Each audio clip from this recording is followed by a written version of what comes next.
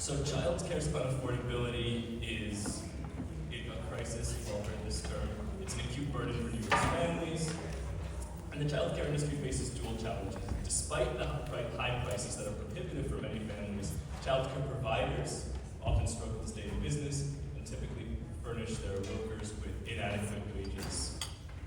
So to address these issues, the state has made recent investments in the childcare sector. It's expanded its childcare subsidy program in a few of the last consecutive budget cycles, and it's made a series of one-off payments to supplement the wages of childcare workers. Still, childcare affordability remains a significant challenge.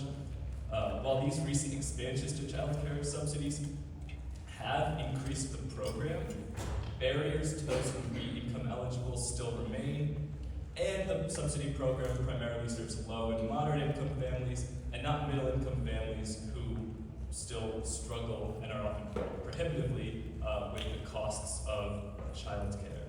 So in response to this, universal childcare has become a rallying cry of many policymakers and advocates. And in this panel, we're going to dive into what we mean when we talk about universal childcare and what it's going to take to get there. So we have with us Senator Jabari Brisport, who represents New York's 25th Senate District, which covers central Brooklyn, and he's the chair of our Committee on Child. We have Emmy Liss, who's a consultant who works with city, state, and nonprofit leaders on early child care and education policy, strategy, and implementation.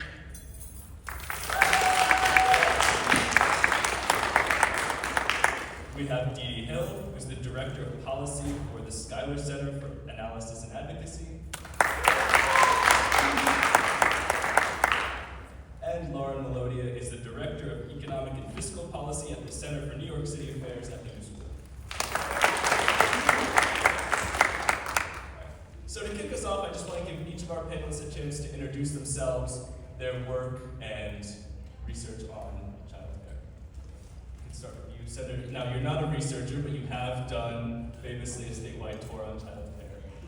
Yes, thank you. So again, State Senator Jabari Brisport from Brooklyn, 25th State Senate District.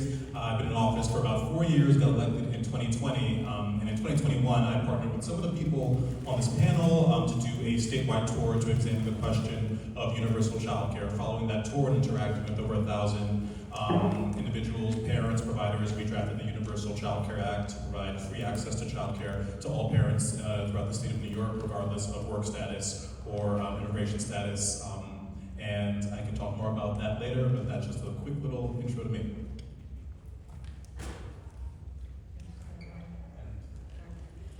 Good afternoon, everyone. Emmy Liss, thank you again for having this conversation and having us all on the panel. I bring to this the perspective both of a former practitioner and now, as Anthony mentioned, more of a national lens as well. I was at the New York City Department of Education from 2015 to 2022 and spent most of that time as part of the team leading the city's early childhood program through the scale-up and expansion of pre-K and 3K and the efforts to create a more unified system of care for kids birth to 5. I now work with cities and counties around the country that are grappling with their own questions of publicly funded care and education and how to expand them and do so equitably, and do some other policy research work, including earlier this year, I was a co-author of the Five Borough Institute Child Care Policy Paper. For those who aren't familiar, they're a think tank focused on policy solutions, specifically in New York City. I'm also a member of the advisory board of New Yorkers United for Childcare, a new organization that's working to build power, specifically among parents, to fight for universal childcare in New York.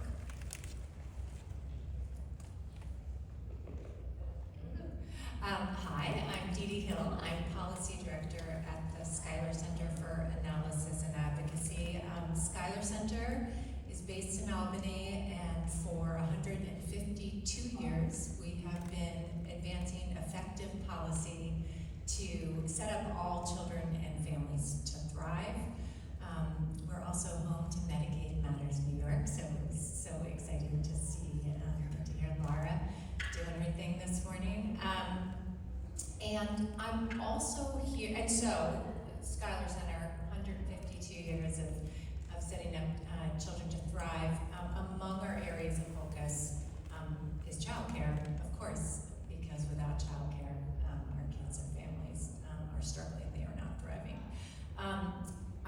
volunteer wearing my hat as one of many leaders of the Empire State Campaign for Childcare, which is New York's statewide campaign for universal childcare. Founded, sort of came into being in 2017, and we're really excited to work with the senator around his tour, and in partnership with the whole conversation has shifted from just sort of tinkering around the edges to transforming our system into something that really meets the needs of families. So excited that we're having this conversation and working together. Can you all hear me? Yes. Okay. Hi, I'm Lauren Melodia, Director of Economic and Fiscal Policy at the Center for New York City Affairs, which is a applied economic research center at the New School, which really focuses conducting research on issues that impact low-income New Yorkers. And we do a broad array of economic and fiscal policy research that's New York City specific. Obviously, everything in New York City is tied to the state, so we're also, trying to, look at how it's connected to larger issues at the state and federal level. And specifically on childcare, I think the work that our center has done that I've jumped into is thinking about the wages of people who work in the industry.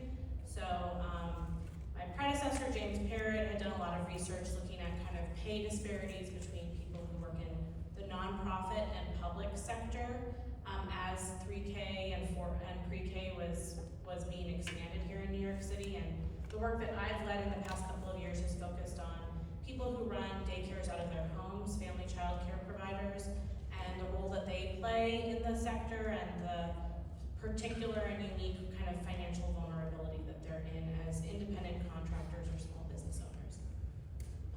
Thanks so much. Great, thank you all. So I want to start off briefly by describing the problem and then reserve most of this panel for talking about solutions and what universal childcare looks like. But first we do have to talk about the status quo. So I mentioned that in recent years, the state has significantly expanded its childcare program. These expansions were funded initially with federal dollars, and now in the coming years, the state really is going to be increasing its own amount of money. And yet we're still talking about universal childcare. Challenges still remain. Let's talk about what those challenges are. I can start with you, Senator Griswold. Sure, I'll be brief, and I'll start by saying, well, two things are true, which is that, one, the state has significantly increased what it's been doing in childcare in the past several years, and also the bar is very, very low to begin with, so this sector is still struggling, still in free fall. There are still providers closing down, parents still can't afford it, and the workers there still can't afford to stay in this industry. Really those are the two major issues right now, is that we have an incredibly broken system, where on one end the parents cannot afford to pay for it, and on the other end the people that are working there can't afford the wages that they're being given.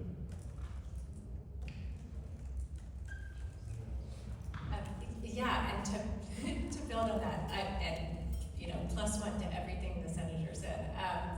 Just for folks who are not deep into sort of how childcare is structured right now, it's a public-private system essentially, and so for low-income New Yorkers, there is a subsidy program that New Yorkers can apply for. There are a number of requirements, not just income eligibility, but also work requirements, immigration requirements, some other outdated and onerous requirements. So that is really the only means by which a family can get public support for childcare.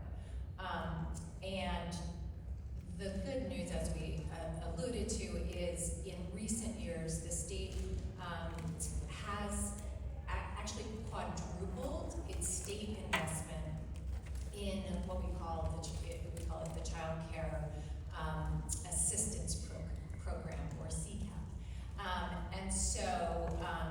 And because of the increased investment, the income eligibility has risen dramatically. So 2 years ago, if you were a family of four making $64,000 a year, or $64,001, you did not qualify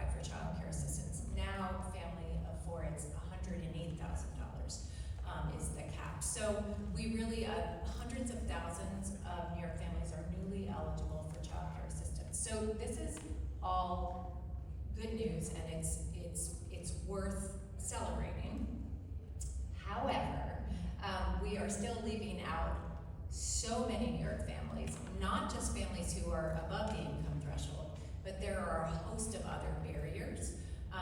And I'll just name three really fast, and we can dig in later if we want. But one is the paperwork and delay challenges. Like any other social service, there is a whole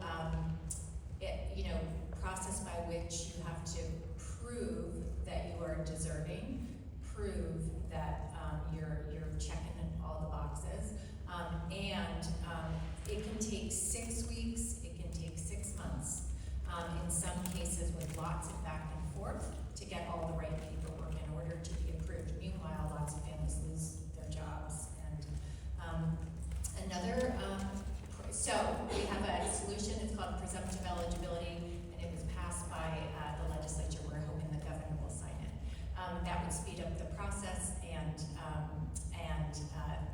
more families could access childcare quickly and not have these negative repercussions. Two other barriers. One, childcare assistance is tied exactly to the hours that you work. So if you work varied hours, if you're in the retail industry, you work for a restaurant, you can only bring your child to childcare during the exact hours that you work. If you have to pull your child out in the middle of nap time, you have to pull your child out in the middle of nap time. And we all know that's a terrible thing for everybody. And childcare providers, for the most part, can't accept CCAP on those terms because they need to fill every seat all day, every day to even get close to making ends meet. Finally, we have this outdated rule that we are turning away an estimated 10,000 families just in New York City because they earn too little. So these are parents who are working often 40 hours a week or more, but they don't earn enough to meet the crazy standards of our current system. So, and there are many other barriers, but I think that and we have passed 2 bills to address those last 2 issues, passed with overwhelming support in our legislature, and we need the governor to sign those bills.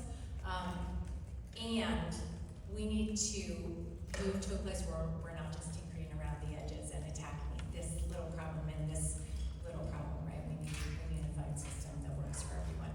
But for this year, we need those 3 bills signed by the governor. Thanks so much, Edie. That was so helpful. So we have 2 sides of this problem. One side is the subsidies, who can access it, what barriers remain. On the other side, we have the wages. Fortunately, we have Lauren Melody on our panel, who's an expert on childcare wages. Lauren, could you tell us about the wages of these workers? Sure. I think the reason the wages are really important is because we can imagine a universal system where everybody gets access to childcare, but it only actually works if there's people who work in this industry.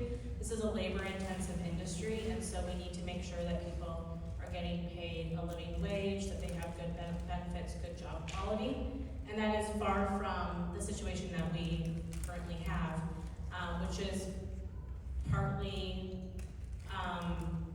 I think that there's 2 reasons why we have a particular challenge here. This is a care sector, and so, it's unique in that there are a lot of people who work in the care sector who don't get paid anything at all.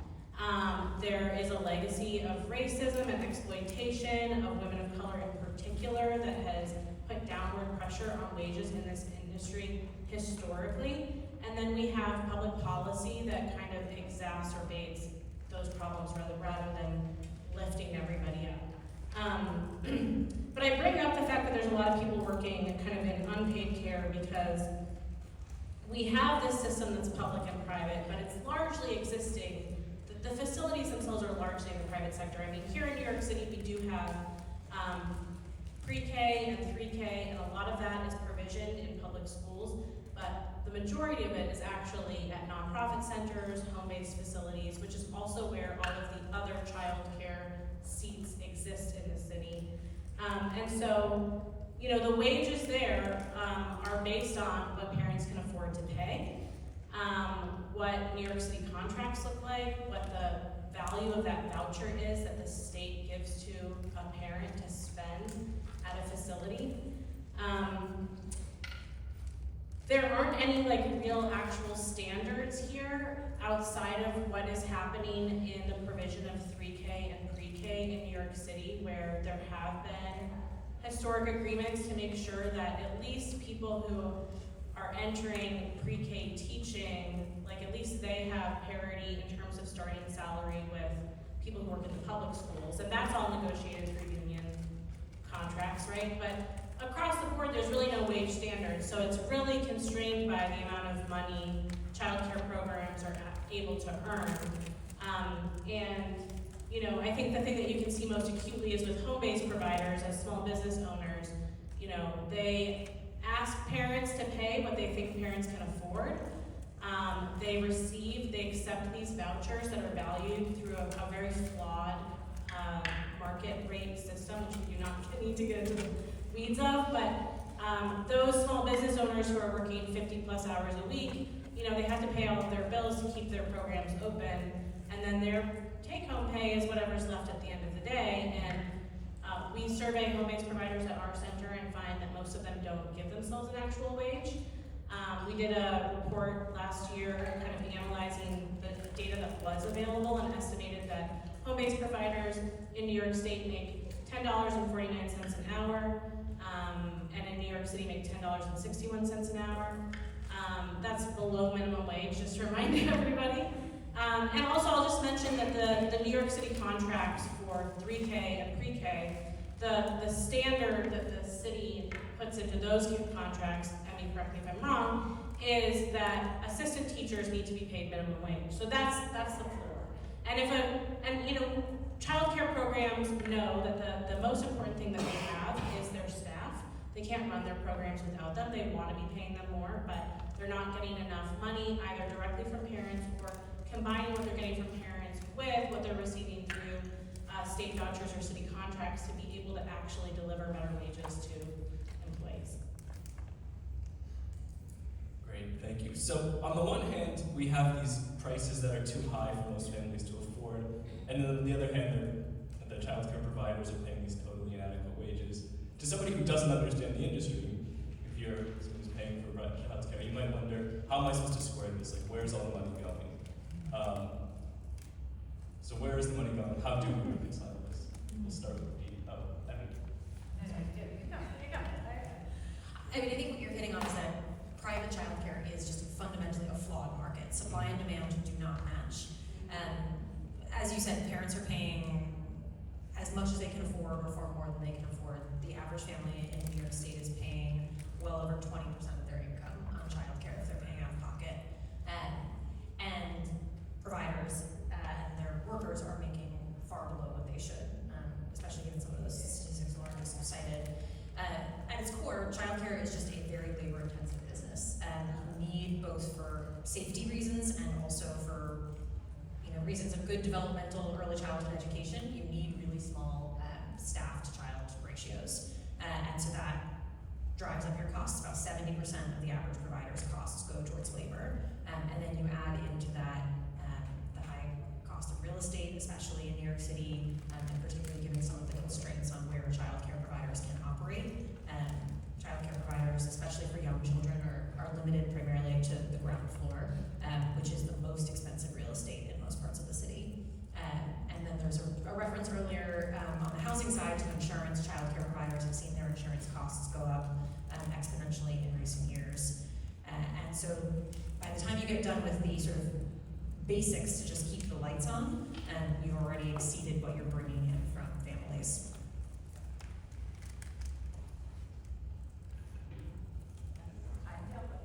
Yeah, there's, the only thing I would add is that childcare is highly regulated, and we want it to be, right? We want our little ones we want their meals, which is not to say that there aren't some regulatory burdens we can look at, but I just think this is one of those situations, and it also just speaks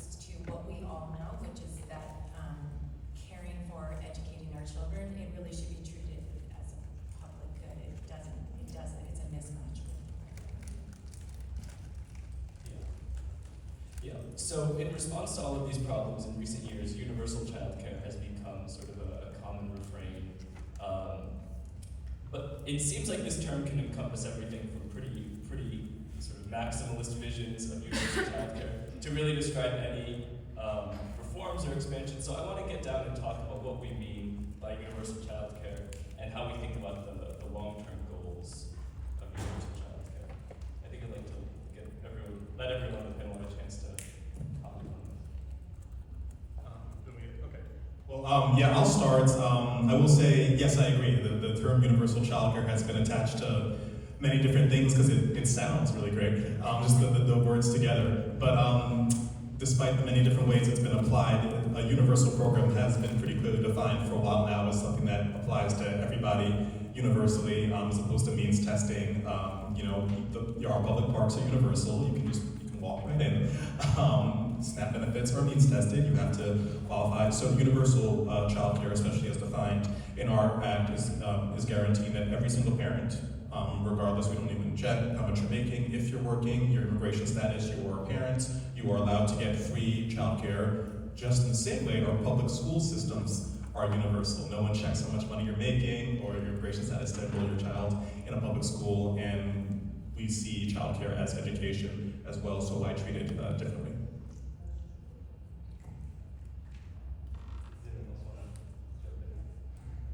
That's okay if you did such a good job that you can do. So we have these existing programs, paid family leave, childcare subsidies, universal pre-kindergarten, that provide care to children from 0 to 5.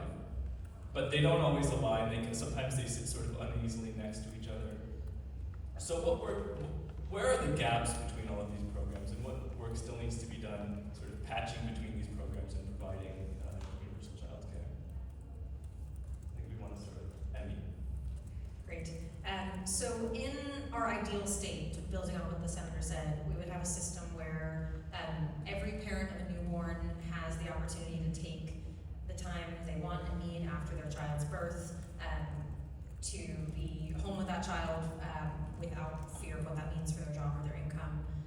After said period of time, they would be able to access a range of high-quality childcare options in all different settings that meet their family's needs, enroll their child in whatever care model works best for them, and be able to access that free public care until their child is ready to start in the public school system in kindergarten. And so I think a couple things would have to really change for us to get there. On the paid leave side, while New York does have, compared to other parts of the country, a relatively expansive paid leave program, I think similar to what we said about childcare, the bar is quite low. And so we have a system where families are not necessarily able to get their full wage replacement, and so taking paid leave isn't even an economic option for them. The current paid leave program does not include all working parents, depending on when they started in their job. It largely excludes freelance workers and several other categories. And then for families who may not be working at the time their child is born, they are excluded as well. So first we would want to take a close look at how to fill all of those gaps, and there's good research to suggest that those benefits would really pay for themselves. And then moving into the space of childcare subsidies and our preschool system. So first, just to say the state treats childcare and pre-K as entirely separate programs. They're funded differently, and they're operated by different agencies. But on the ground, to a parent, there's not necessarily, parents don't see the difference in the same way that the state does when they choose to fund them. For a parent, whether it's childcare or pre-K, it's a safe, nurturing environment where your child can grow and thrive and learn while you, the parent, are taking care of other things. And so a big piece of what we need to do is start to break down some of the barriers between the way we administer those two programs. And as has been referenced a couple times, the current means testing structure means that not everyone can access childcare. Just 1 in 10 families that should be eligible for a childcare subsidy program are able to access those services today. And that's low even for other means tested programs. By comparison, SNAP enrolls about 8 or 9 out of every 10 New Yorkers who are eligible for it. And then when we talk about our pre-K program, in New York City, we have, at this point, a pre-K seat for every 4-year-old who wants one, and most of the way towards one for every 3-year-old who wants one. There are, of course, still some gaps in terms of whether families can get a seat that's convenient to them. There are big gaps, especially for children with developmental delays and disabilities, and pre-K doesn't necessarily cover the full working day. Outside of New York City, there is far less in the way of available pre-K. A much smaller number of 4-year-olds and next to no 3-year-olds can access free preschool services. And there's a whole host of implementation challenges with the way the state currently runs its pre-K program that would have to be addressed to overcome those gaps. But in sum, we need more expansive paid family leave that fills all of the gaps. We need a system of early care and education that no longer creates this false barrier between what is childcare, what is pre-K, and we need to move away from means testing it and fully funding it so that there are the dollars available for providers to run sustainable businesses and pay their workers a living wage. So what can we learn from other states or countries about support for childcare? So the United States just lags way behind other countries in childcare. Some other countries are spending upwards of $10,000 or more a year per child on childcare, where I think the nationwide average is close to $500. And I forget exactly what it is in New York specifically, but there's just the direct investment. Just our neighbor to the north recently instituted a program in Canada where they invested the money to institute what they call $10 a day childcare. So it's the amount you pay as a parent is capped at $10 a day. And in terms of other states, while it was ambitious when we first jumped up in the amount that we've increased the income threshold for parents to qualify, other states have gone way beyond us. Now, some have gone to 400% of the federal poverty level. Well, those numbers don't mean anything to anyone. I think in Vermont, I believe for a family of 4, it's now, do you remember? It was $180,000 for parents. So obviously we want to get to infinity and get, make a universal program. I don't care if you're on minimum wage or if you're a millionaire, just like our public schools, you enroll your child for free. But as of now, we can be, reaching out to getting more parents into the system. I think to the point about thinking of childcare as the full continuum from birth to 5, there are other lessons we can take from other parts of the U.S. as well. As New York City and New York State have invested in pre-K, it's been an incredible support to families with 4-year-olds. But first of all, it doesn't do anything for families with younger children. But even more so, it can be really damaging for providers because of the sort of market economics. Younger children are much more expensive for providers to serve. There are a couple of cities and counties that, as they've expanded preschool, they have made parallel investments in infant toddler care. In New Orleans, the city has public funding to boost the availability of infant toddler care to complement the state's pre-K system. In Portland, Oregon, as the city and county are rolling out universal pre-K, they've made specific wage stipends available to infant toddler teachers with a focus on home-based providers and small daycare centers. Those are, again, within systems that are still only providing free or subsidized care to a limited part of the population. No one in the U.S. has fully accomplished universal child care, but I think the point is they're paying attention to the full system as they're thinking about expansion.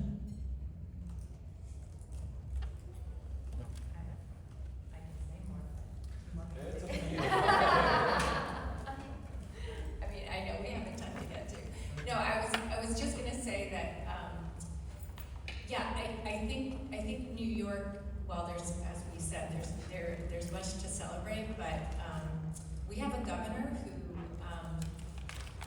who is more focused on childcare than a leader of the state has been for a long time. And it feels like we have a real opportunity, and we should be, given how much, how attentive she is to the issue. It feels like we should be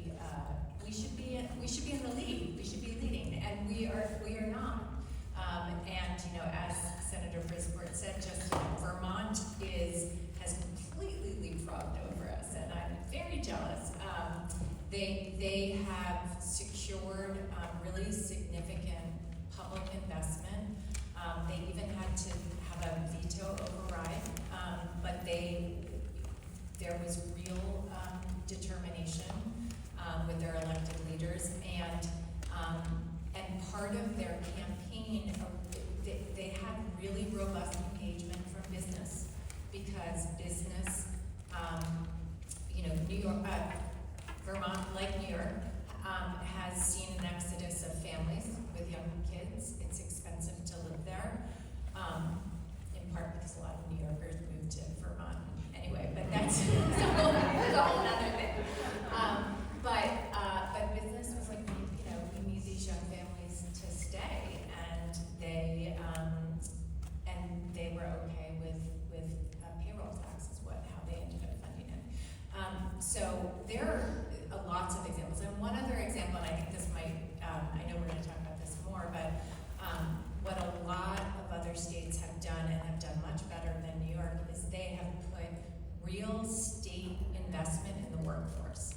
And it is essential to pay the workforce a thriving wage for all the reasons that Lauren was talking about, and just for reasons of equity, and because and for their well-being, but also New York State has, we've expanded our eligibility for CPAP, but all of that is in jeopardy because our capacity is not expanding to keep in step with need. And one of the reasons the FRC campaign for childcare did a survey of about 1,600 providers in 2023, and found that these providers had about 23,000 seats empty while they were carrying wait lists. And the reason that they were not filling the seats was because they didn't have enough staff. So if we don't get ahead of the workforce issue, we can't make any progress anywhere. And the last thing is, if we don't raise workforce wages through a public supplement, then we will, the only other way to raise wages is to raise parent tuition on the vast majority of parents who pay private pay, and we know that they cannot pay a penny more. So that's not an option. So DC, they raised taxes on their wealth, they imposed a wealth tax, and they are using those funds for $12,000 stipends that are and their ongoing compensation supplements to their childcare workforce. So, and there are others, but I'll stop there. So the wage issue and the provider capacity are super important. So bear them in mind. We're going to be back to them in 1 second. But first, a couple of our panelists have talked about means testing, and I want to take on means testing directly. Should higher income families have access to subsidized childcare? And if so, should higher income families contribute a portion of the costs to that care? We'll start with you, Senator. So, yes, rich people should pay more for childcare, but they should do it via their taxes, not the childcare itself.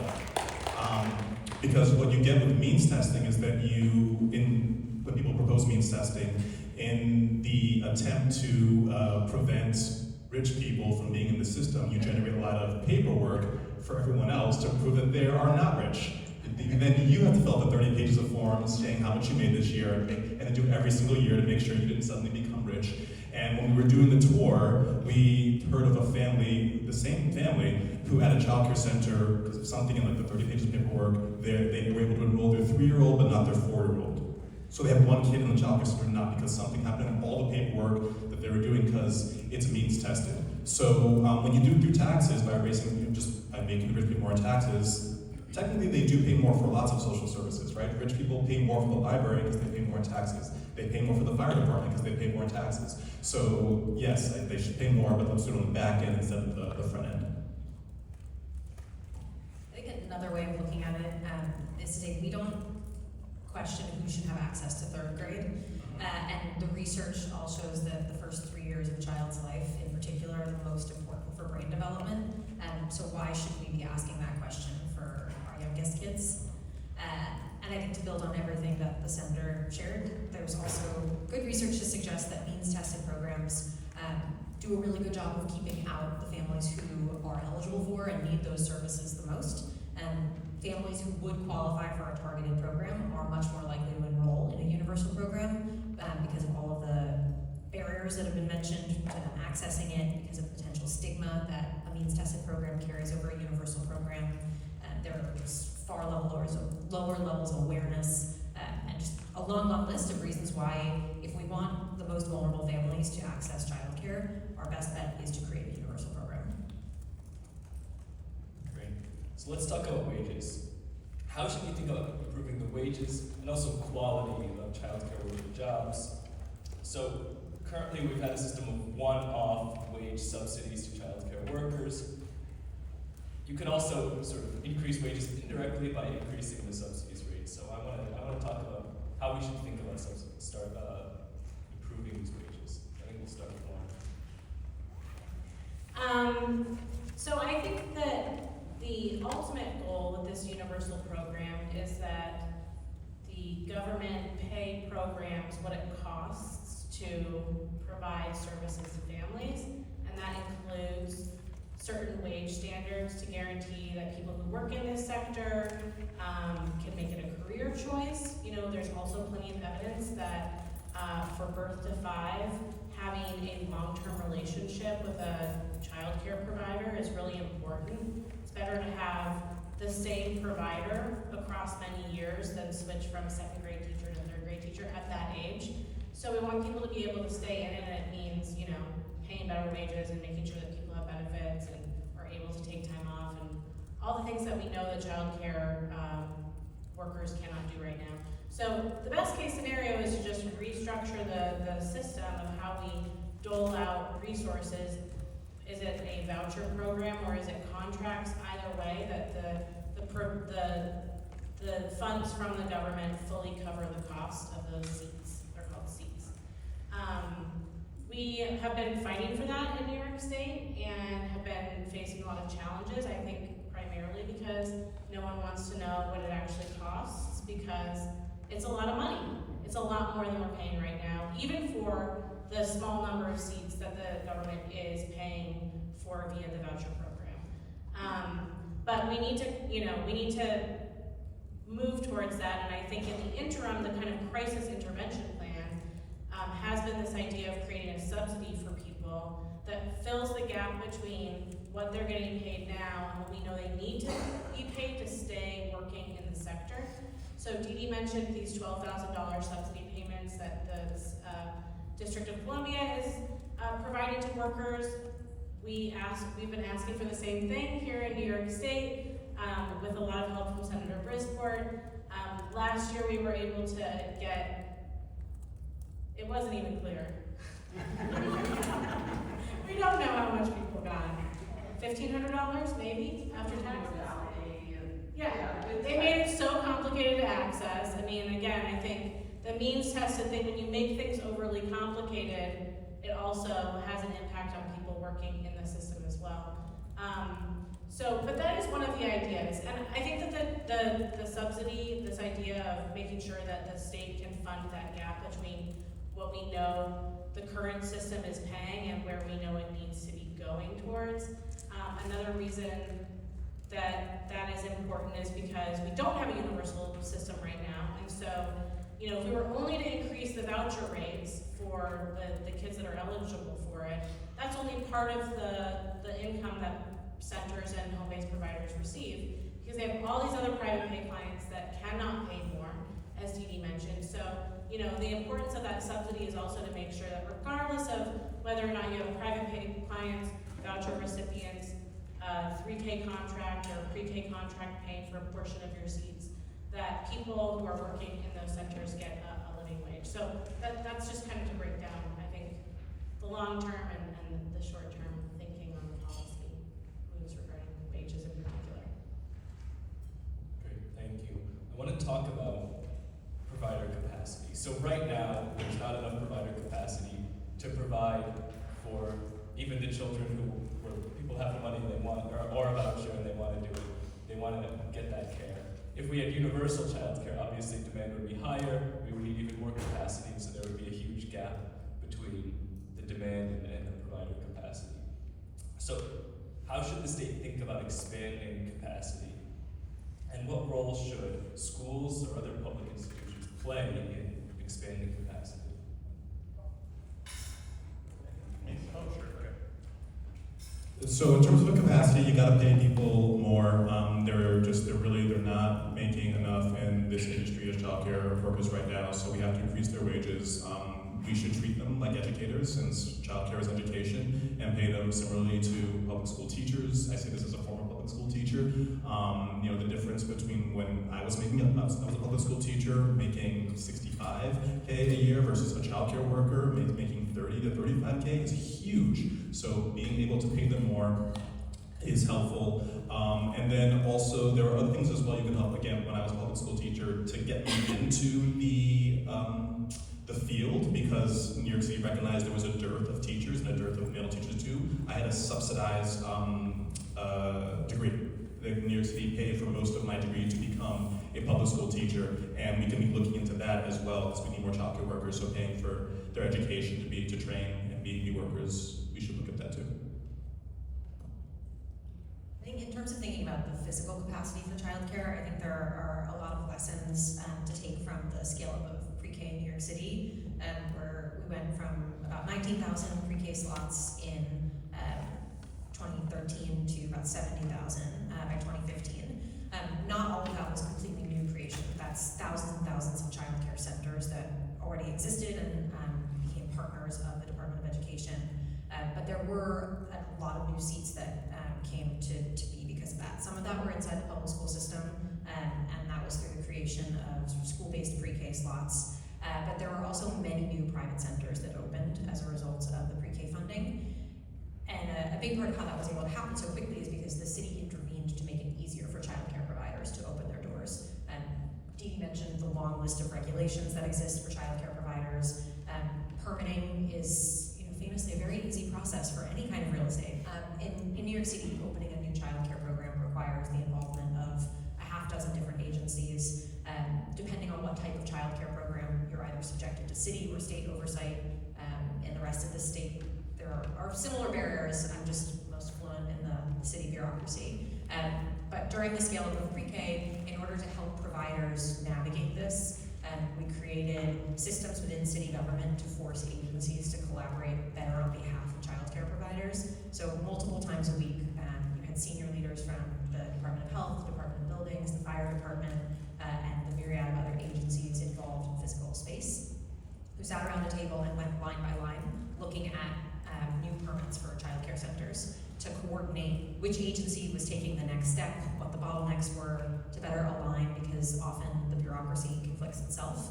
And in a sense, the city sort of served as provider's expediter and got them through that permitting process quickly. And if we want to create more childcare capacity across the city and the state, we need to look at the regulations and better map out which of them are necessary versus which of them are just creating hurdles for providers that may be well-intentioned but don't really actually speak to child safety. And then second, we need to help providers through that process. The state has, in the last few years, done a couple of rounds of grant funding for childcare providers to open up in childcare deserts, so communities where the supply is far too small for the number of children in those communities.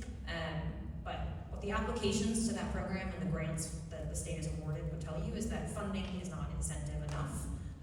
We should absolutely help providers with the startup capital to open the new sites if we want there to be more capacity, but we have to also help them get through that process.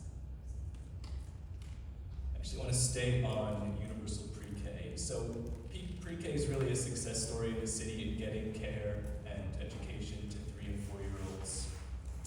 But in the rest of the state, it remains far short of universal. I think the rest of the state works something like 50%. So what role should or does UPK play in the rest of the state outside of New York City, and what do we have to do to get it to be actually universal? I can start, but I do have a city bias, so others should fill in. So in New York City, part of the reason we have such a robust pre-K program, and again, there are still gaps, it doesn't meet every working family's need, but it is a very robust program. And a big part of why is that the city invests an enormous amount of money alongside the state's investment. And the significance of that is that the city can offer private providers, centers for 3 and 4-year-olds, and home-based providers who can participate in the city's 3K program. They can offer them a much higher rate than they would be able to if the city was relying on just state funds alone. In many other parts of the state, communities can't raise revenue the way that New York City can, or just don't have access to the same tax base, and so they aren't able to supplement the state's pre-K investment in the same way, which has led in some communities, school districts to actually turn down or not even apply for state pre-K funds. So one big lever here is just we need more money. Another is thinking about sort of who is managing the implementation and the capacity there. Pre-K in the state is left up to school districts to implement. School districts are, at least on paper, supposed to partner with community partners. Most do, but some are not able to do that. But the state has over 700 school districts, and some of them are very, very small. And leaving the implementation of pre-K sort of solely in the hands of 700 plus school districts is going to lead to uneven implementation. And there's good reason to have local administration of these programs for the fact that New York State is not a monolith, and every community is going to look different. But many districts need more support in order to implement an effective pre-K program.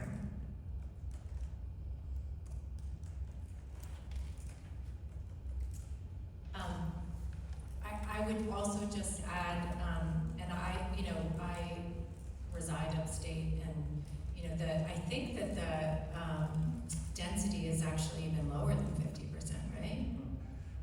No, it is. We're up to 50%. It's higher. Okay, I'm looking to Marina Marku-O'Malley, who maybe should be up here. But I think one thing. FPI also is going to have a forthcoming brief on this. So do it both preview. But I think one thing that we have to be very mindful about as we expand pre-K in communities. So there's a requirement with pre-K dollars as they go out through the school districts that a percentage is supposed to flow through CBOs, through community-based providers, including home-based providers. And if pre-K is done right, it can really actually bolster a childcare program and can create what we were talking about, that sort of I know with my kids, when back in the dark ages when they were in childcare, they became very connected with their center, and they loved being in the baby room and then moving and staying there until they went. They knew all the teachers. They were familiar. It was like their second home from 0 to 5. What we have now too often is pre-K in some communities, and definitely not all, but the default is that it's in the school district building. It's not spread amongst the diverse modalities, and then families are either having to uproot their kids, sort of when they're 3 or 4, to go into a school building. And for some families, that's exactly what they want to do, and that's fantastic. But for some, particularly if they have a younger child, suddenly they're in 2 buildings. One thing that is so critical, and what we know from parents, is that they like to have diverse options. Every family has different ideas of what they want for their baby, for their child, for their young child. And so we really need to make sure that we are nurturing what is a really diverse ecosystem here in New York State. We actually have more home-based childcare providers than a lot of other states, and that's because the state has nurtured and recognized how critical that modality is, particularly serving our immigrant families, serving rural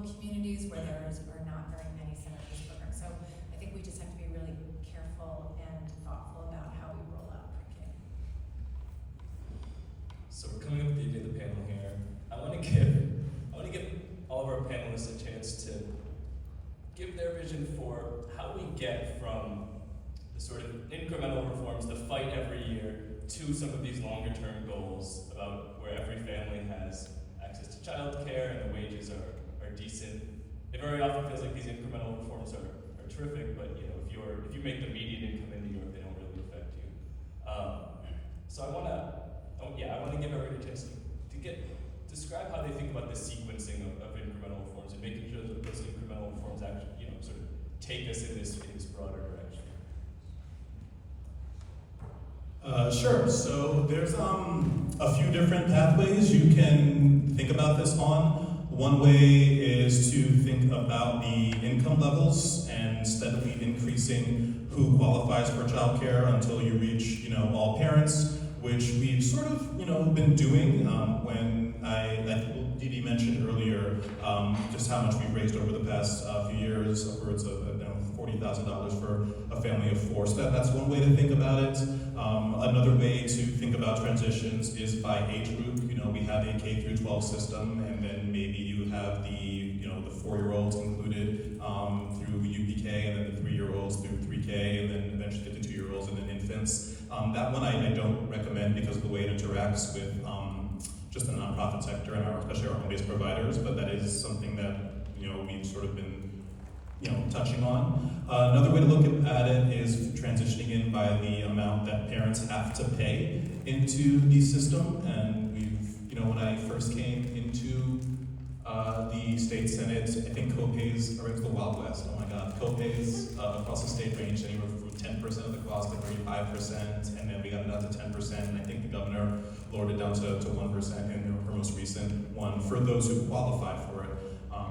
Another way you could be looking at that decrease in pay is by just doing caps across the board. Everybody, and I've heard this from intellectuals, everybody just pays a maximum of $10,000, everyone pays a maximum of 5, then you get to 1, then you get to 3. So there's a few different ways of going about it. I'm looking at all of them right now. I think I'm the most interested in the sort of looking across the board at everyone and capping how much they're paying, but we're still exploring, and lots of smart people in this panel and in this room that open to hearing more from.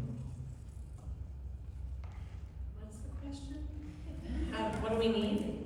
Sequencing. I think the only way we're going to get there is if we actually make a commitment that we are going to go there. Because I think the piecemeal approach actually creates a lot of problems for different types of providers, different types of families, and a lot of confusion. I think we have a case study here in New York City. Just the question of, is 3K going to exist next year has put so many families into complete confusion, not knowing if there will be a program, if they should stay.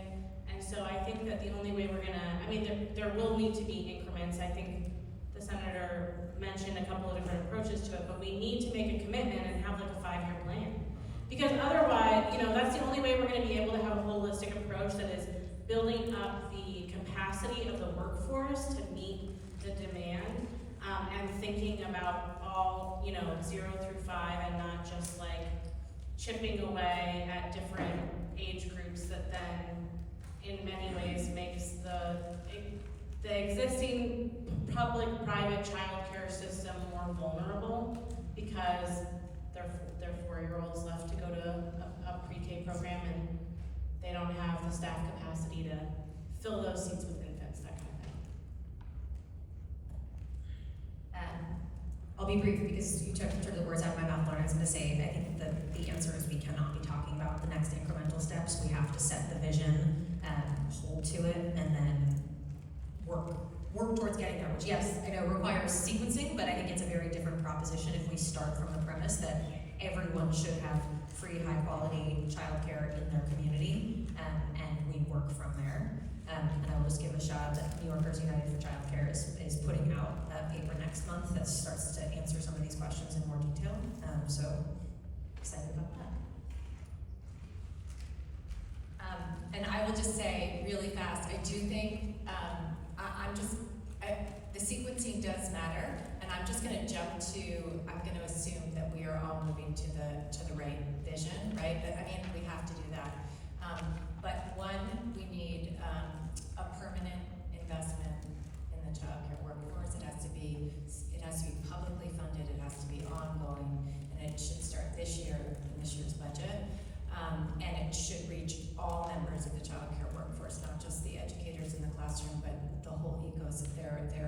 The cooks are essential and the custodians, so all members of the childcare workforce. Two, we need to break down the inequitable barriers to our current system that are impacting the lowest income, some of the families who need childcare most. Those who don't meet the minimum earnings requirement, those who work fluctuating work hours, and those who are missing out on childcare assistance because of long delays. And then three, I think, and these are all things we can and should do this year. Three, we should start moving towards a more centralized and unified system. New York actually receives quite a bit of federal funds for childcare assistance, a lot of state funds for childcare assistance. Of course, there are pre-K dollars, there are Head Start dollars. These are all systems that serve our youngest children. We should be thinking about how to unify these existing resources and building a structure so that we are like ready to go with rolling out universal childcare. So I think if we can do those things, and at the same time we have to be like making sure that we are, as a state, are firmly committed to getting to the real goal, which is universal. And I would just put out one more plug, which is that the governor has a child care availability task force. Senator Brisport was the author of the legislation. We have by the end of this year, this task force has to release a framework for a phase-in rollout of universal child care. We all need to be making sure that is released by the end of this year, and then we have to hold the state to account to actually roll it out. All right, well, that's the end of the panel. I want to thank you all so much for taking the time to explain universal childcare to us. It's all downhill from here. And that concludes FPI's first annual policy. So thank you, FPI. All right, thanks to those of you who have stuck it out to the end. Thanks to our child care panelists. That's it. See you next year.